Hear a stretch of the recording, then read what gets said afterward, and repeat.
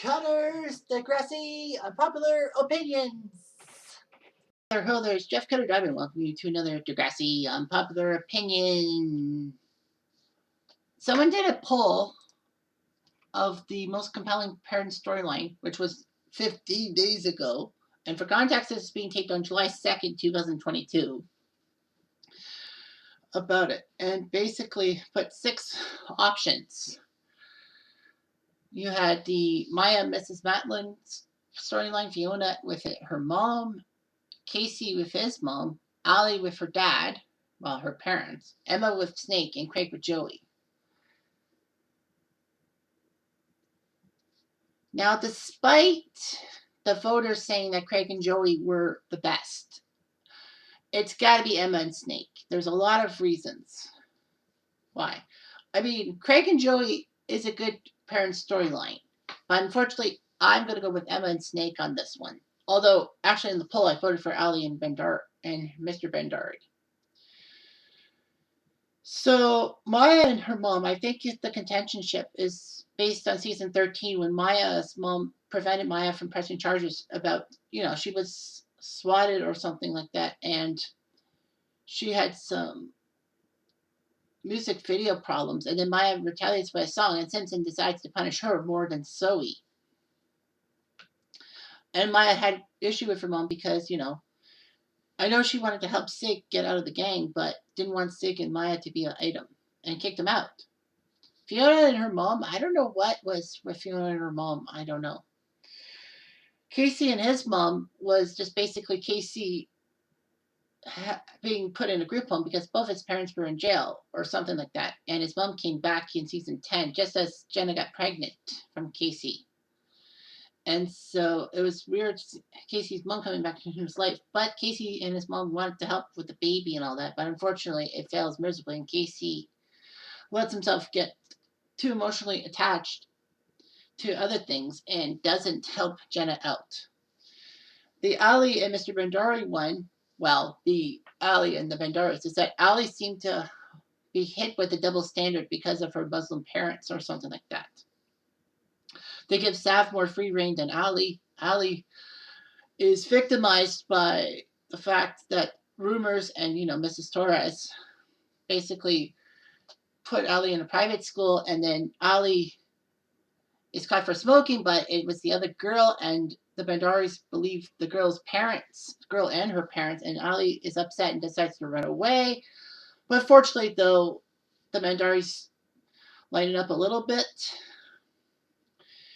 Craig and Joey, the big storyline was about Craig in season 2 being the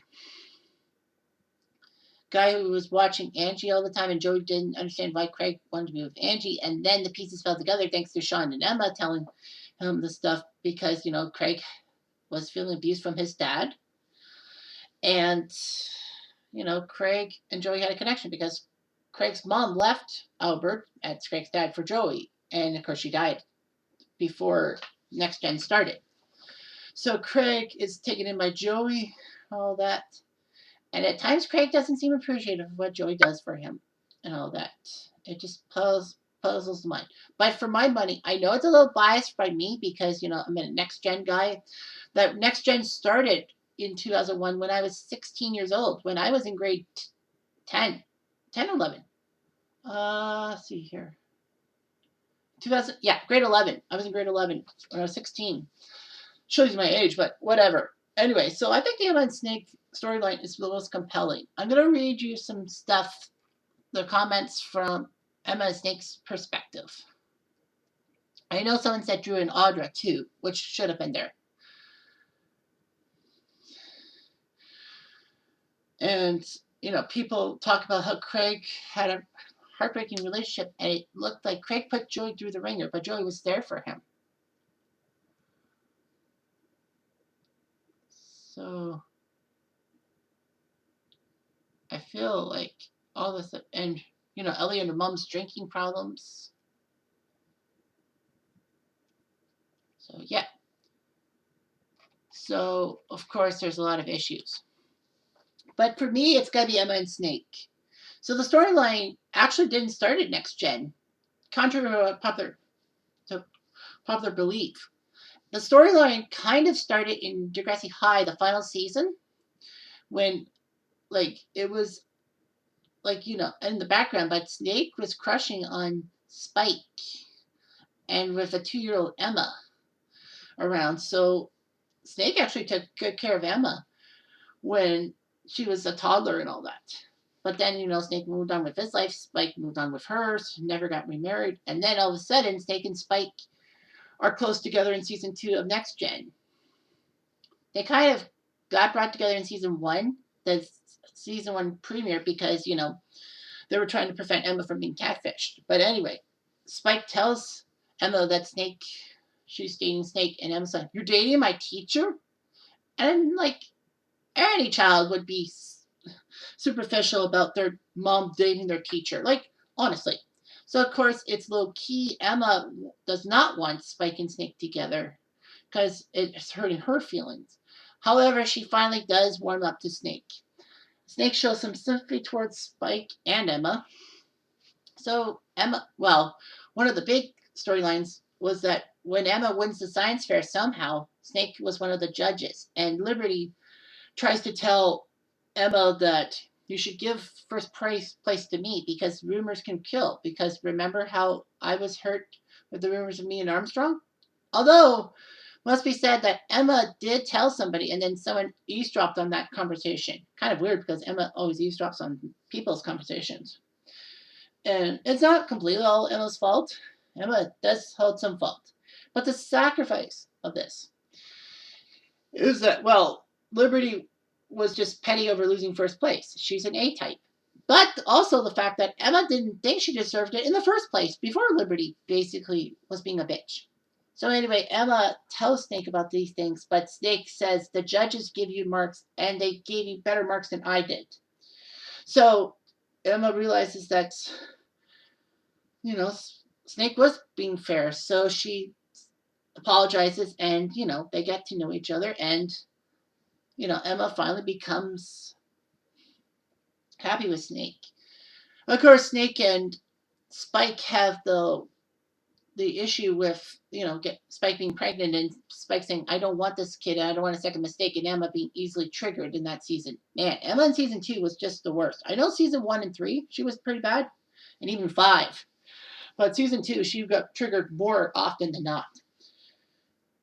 Anyway, so Emma decides to talk to Snake about this whole thing because, it's a tough subject for Emma. And Snake takes Emma seriously. And then Snake tells Spike, at least somebody was willing to tell me, about Emma. And then they talk before their wedding and said, "You know what? Screw it. Let's have this kid." And so Emma becomes a good big sister in a sense.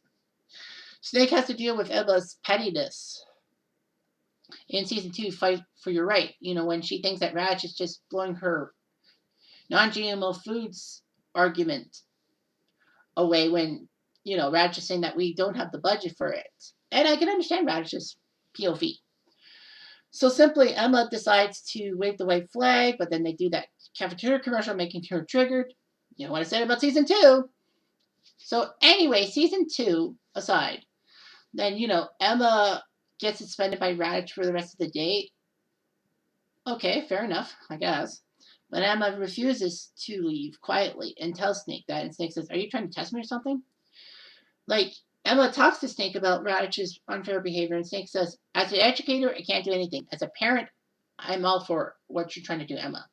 So it's complicated. I mean, Snake can't really do anything as an educator, but as a parent, he can do something about it. So Emma blasts Radish, and Snake is happy with it. And I think he was happy that Emma talked about why GMO foods is a hot button topic. So they have a good relationship with each other. And then season 3, they really get close because of the fact that, Snake was going through leukemia. Of course, Snake and Emma, the whole compelling storyline was when we hear about Shane and all that. Snake decided, not Spike, but him, to tell Emma the whole story about how Shane got Spike pregnant, and basically his parents didn't want to do anything about the kid, and Shane wanted to stand up to them, and then all of a sudden, Shane took acid, fell off a bridge, possibly, or jumped off. We don't know. It was never known, but I think he fell off. And then he basically just tells Emma that your mother just wanted to protect you, and she should have told you early. I understand that, but she needs your help, Emma. And so Emma helps Spike out. Snake has leukemia. Emma tries her best to deal with his stuff. And the problem with Emma is that Snake's laptop is stolen by Sean just to get back at Emma for calling him pathetic. I mean, Emma calling Sean pathetic actually makes sense because Sean was trying to be someone he really shouldn't be, like a thug. Regardless, Emma and Snake have a decent relationship season 4, but Snake walks on eggshells around Emma's trauma to deal with the wacky brain stuff. And I think Snake in the back of his head probably felt guilt because, Emma and Rick were on the wacky brain team together. He should have thought about the tension and all that. He should have spoken up louder at Raditch and basically walk out on Raditch because Snake was Raditch's last ally. Anyway, yeah, but Emma and Snake grew close. In season 5, both of them having tryst with someone from the Hatzalakal Stone family. Emma having the tryst with Peter behind Manny's back, and Snake and Miss Hatzalakal's having something behind Spike's back. Of course, Emma tells on Snake because she thought she would do the right thing. And it felt like Emma was being punished for telling the right thing about Snake's cheating and all that because she was put under pressure. I should make that an unpopular opinion. So, yeah, or have a post on it. So I'll figure that out later. Anywho, so Emma helps Snake get back in the house. Of course, Emma still has an eating disorder despite the fact Snake's back and alleviates some of her pressure. She just feels terrible and she feels out of whack, if you will. So then, Snake helps her deal with her eating disorder. Snake and Emma, the cringiness of season 6, Emma's presentation about sex to Snake. Snake was protecting Emma, and I understand what Snake was doing, but I think Emma probably felt that Snake was overdoing it. And I think so too. But anyway, yeah, season 7, they come close because, Snake got accused by Darcy of inappropriate behavior when, in fact, he was trying to help Darcy out. Darcy just didn't want to admit her rape to her parents because of the Christianity cycle and all that crap. And then when Snake is cleared by the school board to come back, he just can't. Emma understands and Emma tries to help Snake out. Unfortunately, Spike yells at Snake saying that you can't let Emma have control because the last time she had control issues, she had an eating disorder. I just wish that Emma had blown a gasket at Spike and basically tells Spike off. But in the end of that episode, when Snake just couldn't come back, Emma tries her best to fix the situation, but fails miserably. Spike decides to take her, Jack, and Emma to her mother's place, but Emma stands behind saying someone has to be an adult about this and helps Snake get better. And I feel like Spike was burnt out, but you know what? Emma did the right thing, and I think Emma was sticking it to Spike. But yeah, Emma and Snake had a decent relationship. Season 9, Holiday Road, when Emma inadvertently tells everyone about her failing school because she's chasing friends instead of grades. She had that clingy phase, which I'll get to in a few more Degrassi Unpopular Opinions. Number 150 coming up soon. And, Snake says, you should be telling us these things, Emma, and what do you want to do with your life and all that. Snake was calm, eerily calm about it. But anyway, yeah. So I think that's the compelling parent storyline. Crank and Joey was only 3 seasons, but Emma and Snake's stuff was from seasons 2 to possibly 9, and with some sprinkling of Degrassi High in between. So fight me on it. Anyway, thanks for watching. I'm Jeff Diamond.